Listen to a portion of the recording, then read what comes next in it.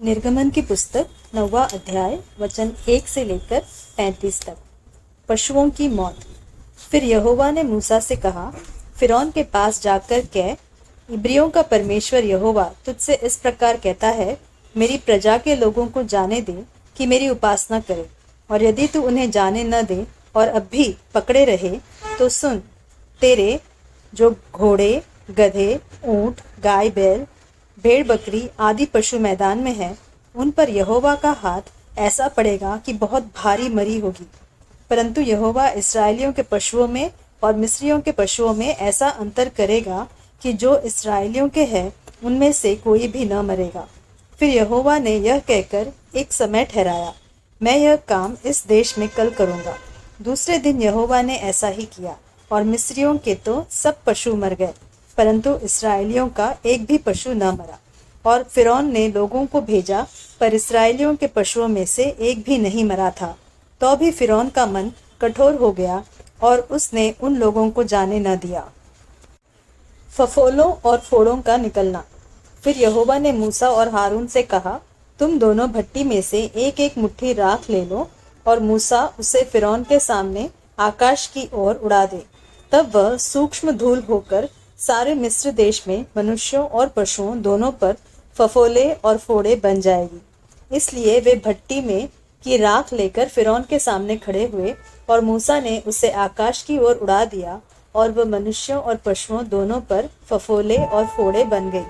उन फोड़ों के कारण जादूगर मूसा के सामने खड़े न रह सके, क्योंकि वे फोड़े जैसे सब मिस्रियों के वैसे ही जादूगरों के भी निकले थे। तब यहोवा ने फिरौन के मन को कठोर कर दिया, और जैसा यहोवा ने मूसा से कहा था उसने उसकी न सुनी। ओलों की वर्षा।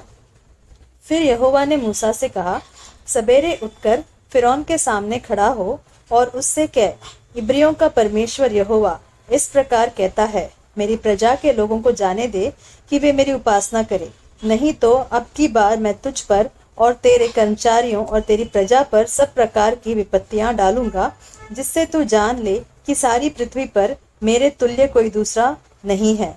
मैंने तो अभी हाथ बढ़ाकर तुझे और तेरी प्रजा को मरी से मारा होता, और पृथ्वी पर से तेरा सत्यानाश हो गया होता, परंतु सचमुच मैंने इसी कारण तुझे बनाए रखा है कि तुझे अपनी सामर्थ्य दिखाऊं और अपना नाम सारी पृथ्वी पर प्रसिद्ध करूं। क्या तू अब भी मेरी प्रजा के सामने अपने आप को बड़ा समझता है और उन्हें जाने नहीं देता?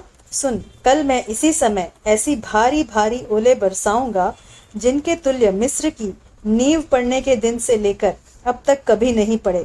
इसलिए अब लोगों को भेजकर अपने पशुओं को और मैदान में जो कुछ तेरा है सबको फुर्ती से आड़ में छिपा ले, नहीं तो जितने मनुष्य या पशु मैदान में रहे और घर में इकट्ठा न किए जाए, उन पर ओले गिरेंगे और वे मर जाएंगे।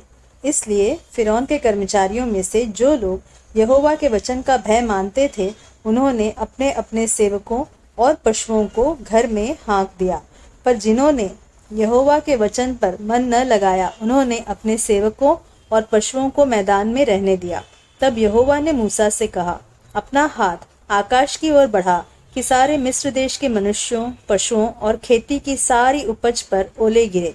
तब मूसा ने अपनी लाठी को आकाश की ओर उठाया, और यहोवा की सामर्थ्य से मेघ गरजने और ओले बरसने लगे, और आग पृथ्वी तक आती रही।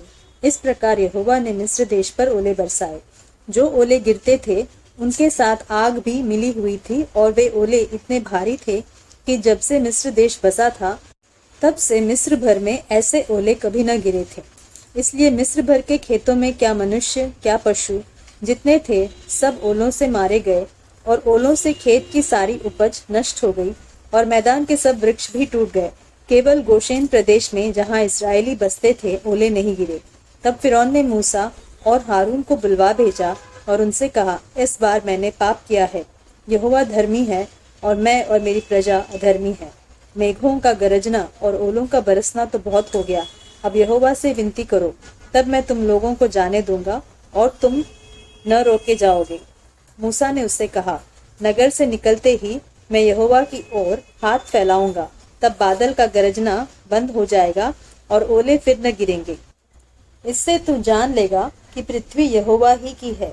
तो भी मैं जानता हूँ कि न तो तू और न तेरे कर्मचारी यहोवा परमेश्वर का भय मानेंगे।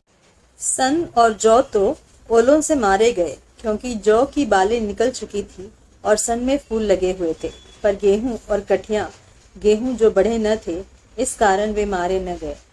जब मूसा ने फिरौन के पास से नगर के बाहर निकलकर यहोवा की ओर हाथ फैलाए, तब बादल का गरजना और ओलों का बरसना बंद हुआ और फिर बहुत मेघ भूमि पर न पड़ा। परंतु यह देखकर कि मेघ और ओलों और बादल का गरजना बंद हो गया, फिरौन ने अपने कर्मचारियों समेत फिर अपने मन को कठोर करके पाप किया।